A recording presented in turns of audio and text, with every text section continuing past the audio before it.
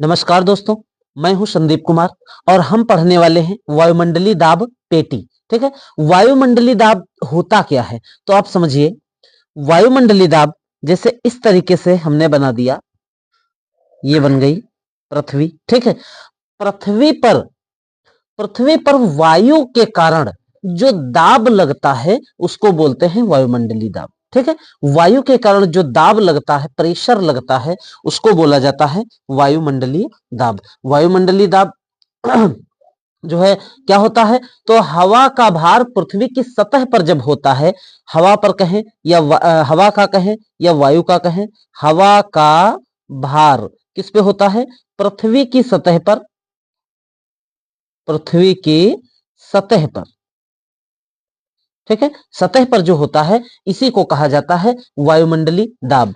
अब बात करते हैं वायुमंडलीय दाब को नापते काहे से हैं, तो भैया वायुमंडलीय दाब को इसको नापना, तो वायुमंडलीय कहां पर कितना वायुमंडलीय दाब लग रहा है, तो वायुमंडलीय दाब को नापते हैं बैरोमीटर से। किससे नापते हैं, बैरोमीटर, याद रखिए बैरोमीटर से नापा जाता है।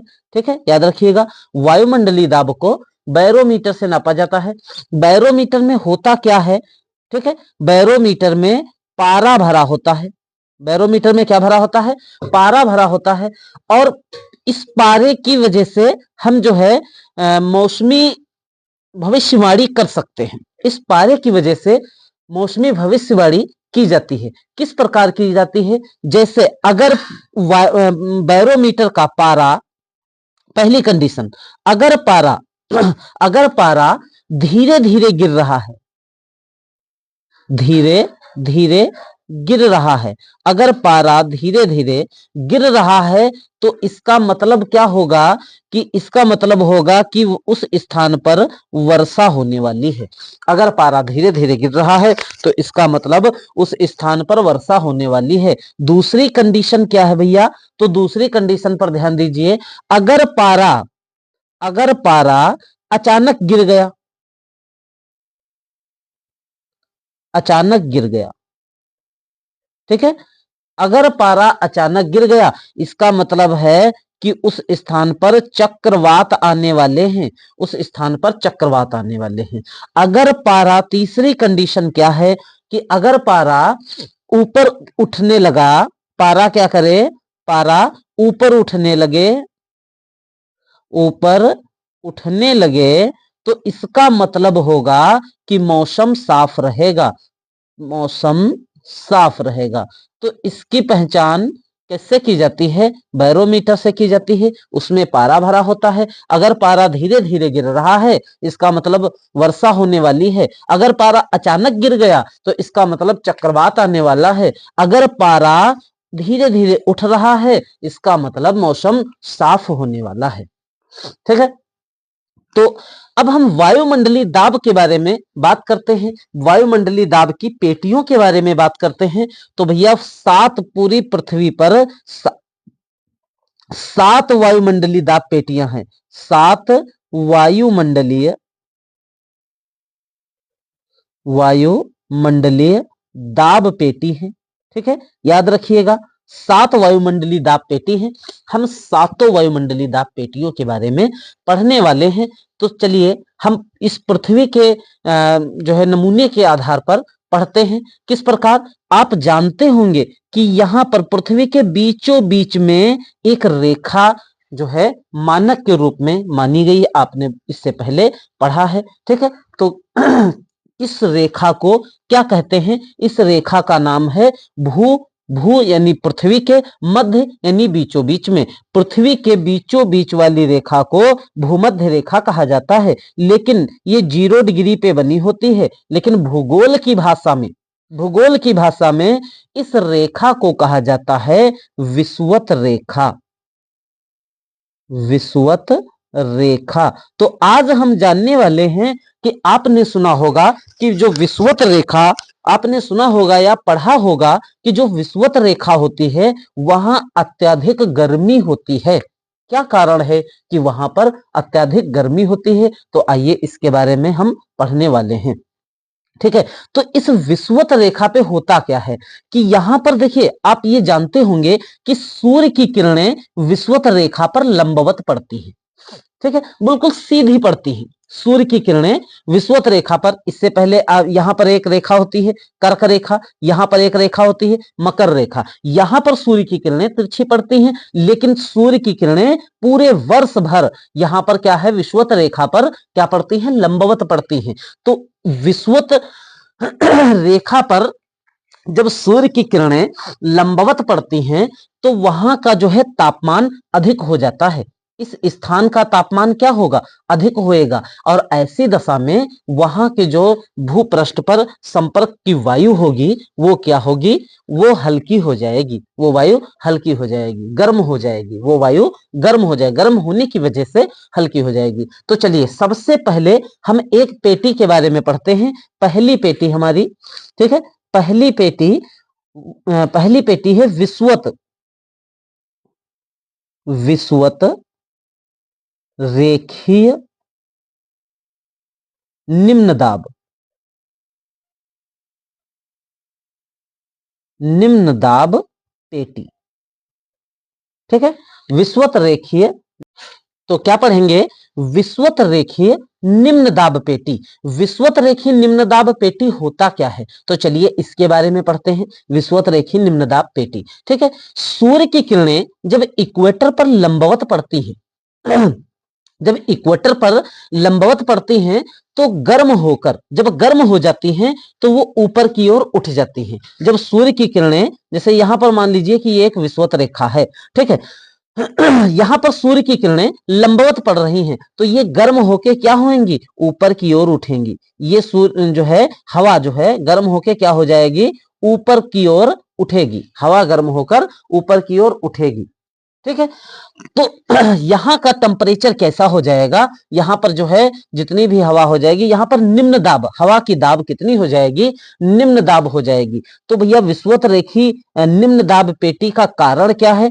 अब देखिए यहां इस किस एरिया तक जो है विषुवत रेखी निम्न दाब पेटी रहती है, तो आप जो विषुवत रेखा है उससे 5 डिग्री, उससे 5 डिग्री आप दक्षिण में ले लीजिए और 5 डिग्री आप उत्तर में ले लीजिए। 5 डिग्री दक्षिण और 5 डिग्री उत्तर का जो ये एरिया है, यह जो एरिया मैं यहाँ पे इस तरीके से कर देता हूं, यह जो एरिया है इसको हम बोलेंगे विषुवत रेखीय निम्न दाब पेटी, ठीक है।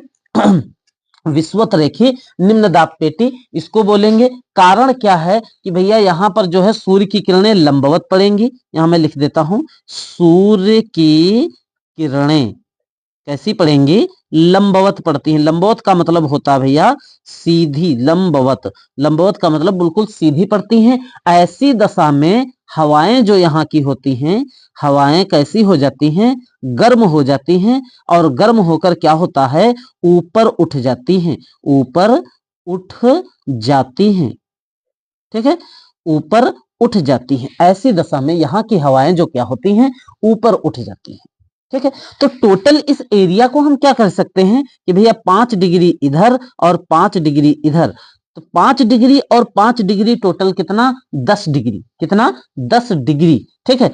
1 डिग्री में आप याद रखिएगा, 1 डिग्री में लगभग 111 किलोमीटर होते हैं। तो बताइए ये लगभग एरिया कितना होगा, तो भैया 1110, क्योंकि 10 डिग्री है ना तो 10 से गुणा करेंगे। 1 डिग्री में 111 किलोमीटर, तो 10 डिग्री में कितना, 1110 किलोमीटर। तो टोटल कितना, 1110 किलोमीटर की इस एरिया में हवाएं गर्म होकर ऊपर उठ जाएंगी। हवाएं गर्म होकर क्या हो जाएगा, ऊपर उठ जाएगा, ठीक है। आपने एक और शब्द बहुत ही ज्यादा सुना होगा, उस शब्द का जो है वो शब्द है डोल ड्रम, ठीक है। वो शब्द क्या है, डोल ड्रम। तो डोल ड्रम क्या होता है, डोल ड्रम जो है होता है जो विषुवत रेखी पे 5 डिग्री उत्तर की ओर, 5 डिग्री दक्षिण अक्षांश, 5 डिग्री उत्तरी अक्षांश, तो यहां तक जो है जो क्षेत्र है ये होता है शांत क्षेत्र। कैसा होता है? इसको बोलते हैं शांत क्षेत्र, इसको बोलते हैं शांत क्षेत्र। कारण क्या है? क्योंकि यहां पर जो है निम्न दाब होने के कारण, निम्न दाब होने के कारण ना तो यहां पर आंधियां आएंगी, ना तो यहां पर चक्रवात आएगा, ना तो यहां तूफान होगा।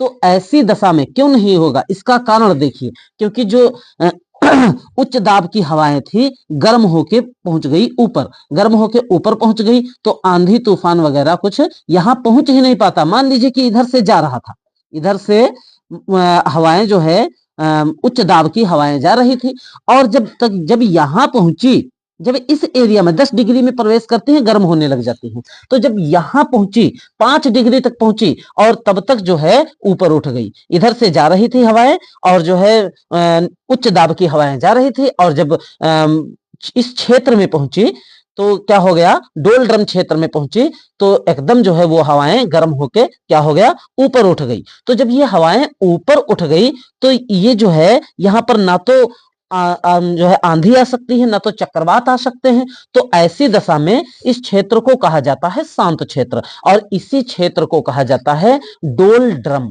क्या कहा जाता है? डोल ड्रम कहा जाता है। तो आशा करते हैं ये डोल ड्रम समझ में आ गया होगा। उसके बाद हम दूसरे जो है दूसरी पेटी की बात करते हैं। ये तो हमारी पहली पेटी हो गई, 7 कुल पेटियां पढ़नी है। विषुवत रेखी निम्न दाब पेटी हमने पढ़ लिया है। दूसरे नंबर पे हम पढ़ेंगे, दूसरे नंबर पे कौन सी पेटी है, तो उपोष्ण उच्च दाब पेटी। उपोष्ण,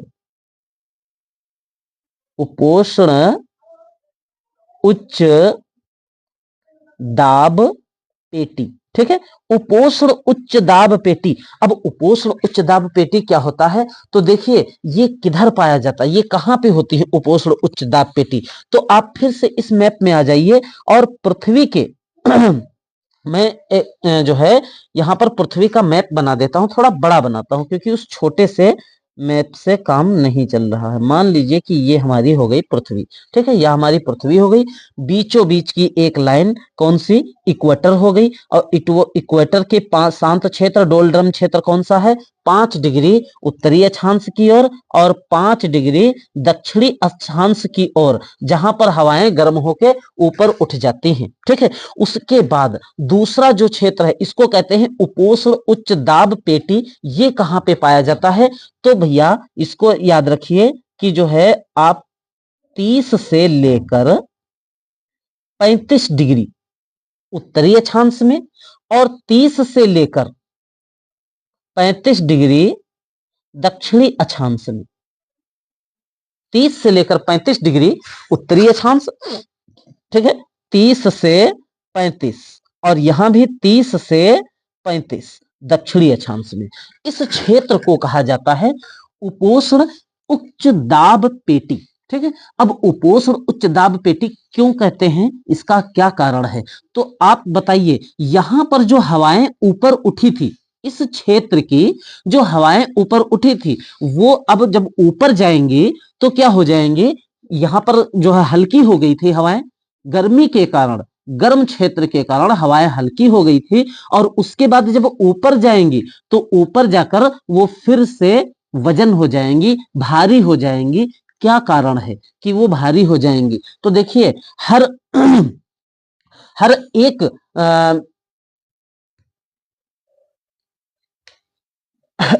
हर हर 165 हर 165 किलोमीटर पर जब हवाएं ऊपर उठती हैं, तो 1 डिग्री की जो है उसमें क्या होता है, 1 डिग्री उस वो जो है ठंडी होती है। क्या होता है, 1 डिग्री वो ठंडी हो जाती है। जब पृथ्वी की सतह से 165 किलोमीटर हवा ऊपर उठेगी, तो 1 डिग्री वो ठंडी हो जाएगी। टेम्परेचर कैसा होगा, ठंडा होएगा। तो अब बताइए यहां पर जो हवाएं ऊपर उठी थी, तो वो जब ऊपर पहुंची तो कैसी हो गई, ठंडी हो गई। ये हवाएं ऊपर, जैसे मान लीजिए कि यहां पर मैंने बताया था, ये मान लीजिए पृथ्वी का शांत क्षेत्र है, डोलड्रम क्षेत्र है। यहां से ये हवाएं जब ऊपर उठी, तो हर 1 डिग्री के बाद कितना, 165 किलोमीटर के बाद कितना, 1 डिग्री ये ठंडी होएंगी, और जब ठंडी होएंगी तो पुनः पृथ्वी की सतह पर आएंगी। ठंडी होंगी तो क्या होगा, पुनः पृथ्वी की सतह पर आएंगी। तो आप बताइए क्या ये इसी क्षेत्र पे नीचे आएंगी?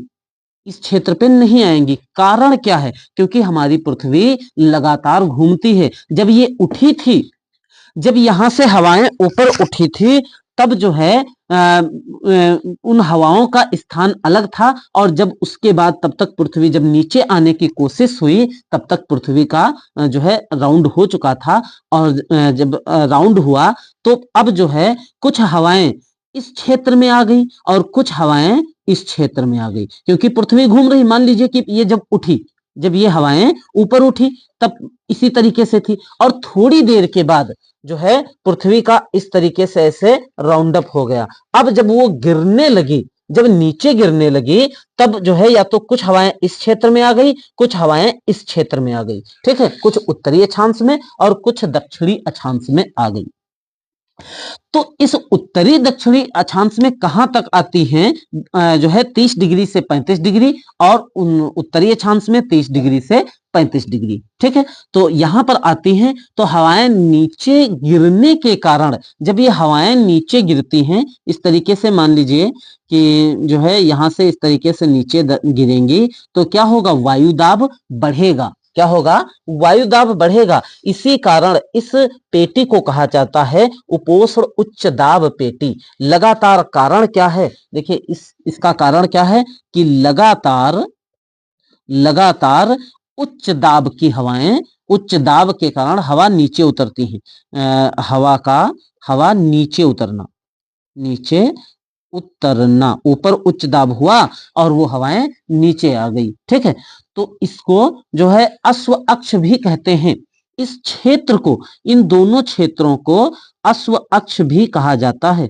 ध्यान दीजिए, आपसे एक प्रश्न पूछेगा भूगोल में कि अश्व अक्ष किसे कहते हैं, तो पृथ्वी पर 30 से 35 डिग्री के क्षेत्र को, उत्तरी और दक्षिणी दोनों क्षेत्रों में जो ये 30 से 35 डिग्री के क्षेत्र हैं, इनको कहा जाता है अश्व अक्ष। क्या कारण था कि इसको अश्व अक्ष कहा जाता है, तो इसकी एक घटना हुई, इसकी एक कहानी है। कहानी क्या है कि एक बार एक व्यक्ति जो समुद्री यात्रा कर रहा था, प्राचीन समय पर समुद्री जब यात्रा की जाती थी तो अपनी नाव में पाल लगाकर की जाती थी, ठीक है। इस तरीके से एक नाव होती थी, देखिए इस तरीके से एक नाव, और उसमें जो है एक ऐसे पाल लगा दी जाती थी, ऐसे पाल लगा दी जाती थी, और उसकी नाव में कुछ घोड़े भरे हुए थे, ठीक है। व्यापारी था, घोड़े इसमें जो है रखकर लिए जा रहा था, ठीक है।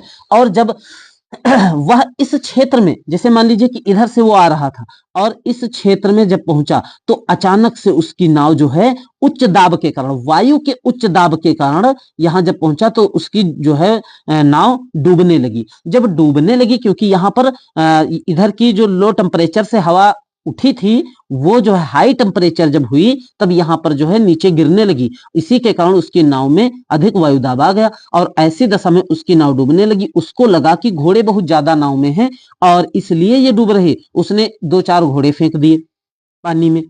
उसके बाद जब फिर आगे बढ़ा, लेकिन उसकी नाव लगातार जो है डूबती जा रही थी। तो ऐसी दशा में उसने क्या किया, सारे घोड़े अपने जो है क्या कर दिया, समंदर में फेंक दिया, डाल दिया, तो उतार दिया। तो ऐसी दशा में, और लेकिन तब तक चलता चलता मान लीजिए कि इस क्षेत्र में पहुंच गया या इधर निकल गया होगा, तो अब जो है इस क्षेत्र से, उपोष्ण उच्च दाब के क्षेत्र से बाहर निकल गया, तो उसको लगा कि घोड़ों के कारण जो है घोड़ों को बाहर फेंक दिया, इसलिए मेरी जान बच गई। लेकिन जो है कारण क्या था कि यहाँ पर उपोष्ण उच्च दाब था, वायु का नीचे उतर रही थी, उच्च दाब की वायु नीचे उतर रही थी, इसलिए जो है उसकी नाव लगातार डूब रही थी। तो इसीलिए इस क्षेत्र को, इस घोड़े वाली घटना को, क्षेत्र को अश्व अक्ष भी कहा जाता है, अश्व अक्ष कहा जाता है, ठीक है। इस क्षेत्र को क्या कहेंगे, उपोष्ण उच्च दाब पेटी को अश्व अक्ष भी कहेंगे। उसके बाद जो अगला क्षेत्र आता है, ये हमने कितने क्षेत्र बता दिए, ये बताए 1, 2, तीन क्षेत्र हो गए। लेकिन अब जो है हम आगे के क्षेत्र देखते हैं। तो यहां पर देखिए, बताइए कौन सा पोल होता है। ये जो पोल होते हैं ये होता है दक्षिणी पोल, और ये जो है कौन सा पोल है, ये है उत्तरी पोल। ठीक है, ये दक्षिणी पोल, सॉरी ये दक्षिणी पोल, नीचे वाला दक्षिणी पोल, ऊपर वाला उत्तरी पोल। ठीक है, तो इस दक्षिणी पोल में और उत्तरी पोल में, ठीक है, सबसे ज्यादा जो है ठंड पाया जाता है। ऐसी दशा में यहाँ की हवाएं भी कैसी होंगी, ठंडी होगी। अगर हवाएं ठंडी हैं तो उच्च दाब है या निम्न दाब है, तो सीधी सी बात है कि अगर हवाएं ठंडी हैं तो उच्च दाब होगा, और उच्च दाब होगा तो ये हवाओं को इधर क्या करेगा, प्रेशराइज्ड करेगा। क्या करेगा, प्रेशराइज्ड करेगा। ठीक है, और इधर की हवाएं जो है प्रेशर करेंगी। जब भारी हवाएं हैं तो इधर भी प्रेशर करेंगी। और यहां भी मैंने बताया कि ये जो पेटी है ये भी जो है इधर को प्रेशर करेगी, इधर भी प्रेशर करेगी। ऐसा नहीं कि इधर नहीं प्रेशर करेगी, ये ऊपर को भी करेगी, नीचे को भी। जब नीचे हवाएं आएंगी तो हवाएं इधर भी फैलेंगी और इधर भी जाएंगी। और इसमें भी ये इधर भी जो है हवाओं को हवाएं प्रेशर करेंगी उच्च दाब की, और इधर भी करेंगी प्रेशर। ठीक है, तो ऐसी दशा में जो विषुवत रेखा की तरफ प्रेशर करेंगी हवाएं, ये इस क्षेत्र में आके फिर से ऊपर उठ जाएंगी। मान लीजिए कि यहाँ हवाएं आई और फिर से ऊपर उठ गई, इधर से इधर हवाएं आई और फिर से ऊपर उठ गई। लेकिन जो इस अक्ष की ओर करेंगी, यानी इधर दक्षिणी गोलार्ध की ओर, इधर उत्तरी गोलार्ध की ओर जो हवाएं प्रेशर करेंगी, वो जो है जब इधर से क्या कहते हैं पोल से, उत्तरी पोल से जब हवाएं प्रेशर करेंगी और उच्च दाब पेटी की तरफ से हवाएं प्रेशर करेंगी, इधर जब दक्षिणी पोल से हवाएं प्रेशर करेंगी और उच्च दाब पेटी से हवाएं प्रेशर करेंगी, तो जो है एक और पेटी का निर्माण होगा। इसको बोलेंगे उपध्रुवी निम्न दाब पेटी। ठीक है, उपध्रुवी निम्न दाब पेटी। यहां पर भी एक पेटी का निर्माण होगा, इसको बोलेंगे उपध्रुवी निम्न दाब पेटी। ठीक है, उपध्रुवी निम्न दाब पेटी। अब यहां पर मैंने बताया ये कितने डिग्री पर होगा, इतना याद रखिए, तो 60 से 65 डिग्री पे होगा ये। ठीक है, यहां भी ये घटना 60 से 65 डिग्री पे होगी। ठीक है, तो अब जो है मैंने बताया कि ये जो है क्षेत्र कैसा है, इसका नाम मैं लिख देता हूं। अगली जो पेटी है हमारी कौन सी है, उपध्रुवीय निम्न दाब पेटी। निम्न दाब पेटी, ठीक है, उपध्रुवी निम्न दाब पेटी। तो ऐसा क्यों है कि ये निम्न दाब क्यों है, क्योंकि यहां पर तो इधर से भी प्रेशर है हवाओं का, उच्च हवाओं का। ठीक है, उच्च दाब की, यहां से भी प्रेशर है उच्च दाब की। जब दोनों तरफ से दाब लगेगा तो क्या होगा कि ये हवाएं आपस में टकराकर इधर से पोल से आएंगी, इधर आएंगी उपोष्ण उच्च दाब से, और यहां पर जब टकराएंगी आपस में तो ये दोनों हवाएं टकराकर ऊपर उठ जाएंगी। क्या हो जाएगा, ये हवाएं टकराकर ऊपर उठ जाएंगी। इसी के कारण इस क्षेत्र में जब जो भारी हवाएं थी वो क्या हो गई, ऊपर उठ गई। तो यहां पर कैसा क्षेत्र हो जाएगा, ये निम्न दाब का क्षेत्र हो जाएगा, क्योंकि जो भारी हवाएं थी वो ऊपर उठ गई। ये दोनों क्षेत्र कैसे क्षेत्र हो जाएंगे, निम्न दाब के क्षेत्र हो जाएंगे। ठीक है, तो हमने कितने पढ़ा, एक विषुवत रेखी निम्न दाब पेटी, हमने डोल ड्रम पढ़ा, उपोष्ण उच्च दाब पेटी और उपध्रुवी निम्न दाब पेटी। अब जो है इसको बोलेंगे, इस क्षेत्र को बोलेंगे ध्रुवी दाब उच्च दाब पेटी। यहां पर कैसा दाब है, उच्च दाब है, क्योंकि यहां पर अत्यधिक ठंड पड़ती है। ठीक है, तो यहां दाब कैसा है, उच्च दाब है। तो इस प्रकार से कुल कितनी पेटियां हुई, तो आप इसको काउंट कीजिए, 1 2 3। ठीक है, और इधर भी 1 2 3, यानी 3 और 3 कितनी हो गई, 6, और बीच की एक ये पेटी, इसको हम क्या, ये कितनी हो जाएंगी, 7। तो पृथ्वी पर कुल कितनी पेटियां हैं, 7 पेटियां हैं।